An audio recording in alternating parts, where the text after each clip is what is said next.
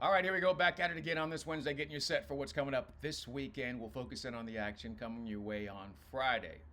Always want to put these out at least 24, maybe 48 hours in advance.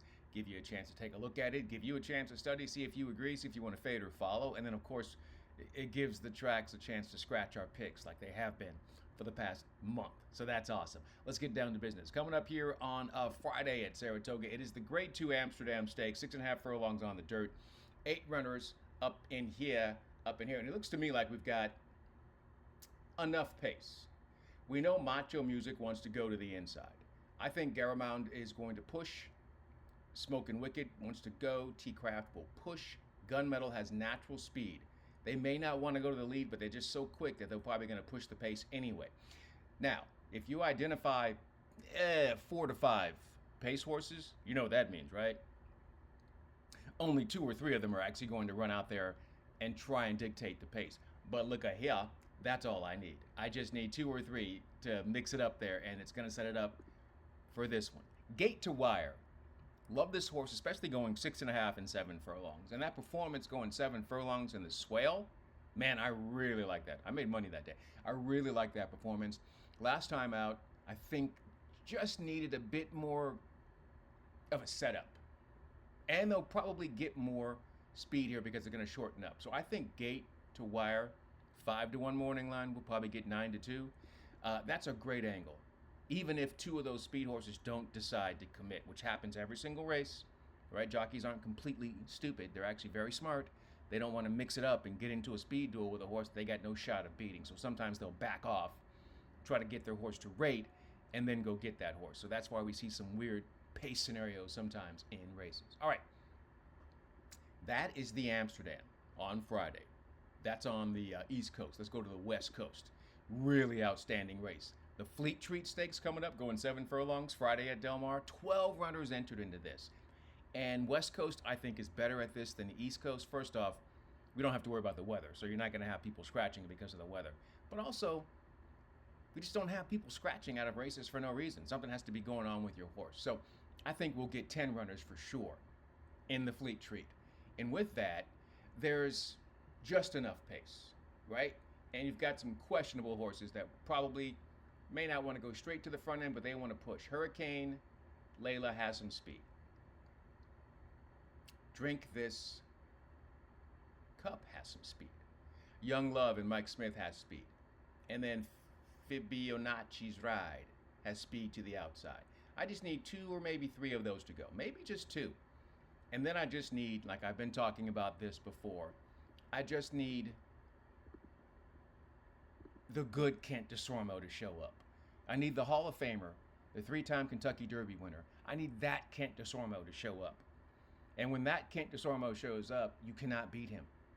And if you look at what Enjoy has done the last 2 starts, it looks really, really good. Going to be in a perfect spot. I like the fact that they're coming back off of a freshening. I like the fact they have a nice, consistent, steady series of drills coming back. So the question is, does Kent DeSormo want to win the race today, on this day, Friday? If Kent DeSormo wants to win the race, you're done. I know it sounds crazy to put everything on the jockey, but if you've ever seen this man ride, you know he is one of the greatest natural riders you have ever seen. So I'm just hoping for the good Kent DeSormo. And we'll get our money in the Fleet Street on Friday. And the good news is I have a baked-in excuse. If he doesn't win, I can blame it on Kent DeSormo. See how that works? That's what's happening on Friday. Saratoga and Del Mar. But what about Thursday? So once again, this show comes out on Wednesday. We're looking ahead to the Friday stakes and then, of course, our Thursday play of the day. And we're going to have 2 because we really like what's happening on the turf at Saratoga before the rain gets here. We expect some rain probably maybe Friday, maybe a little bit Saturday. But it shouldn't be enough to change any of the surfaces or take any races off, so don't start any trouble out there.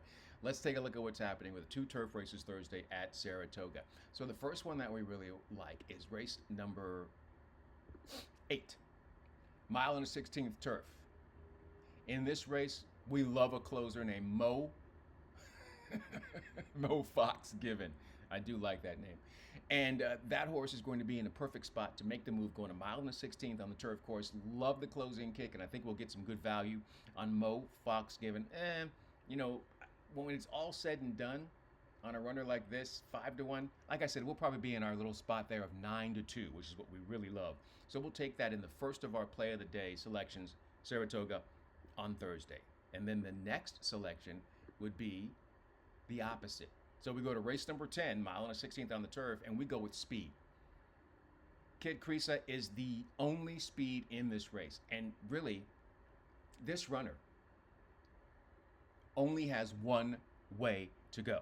When he gets out there on the front end, a lot of times they just try to let this runner go, and sometimes you catch him and sometimes you don't.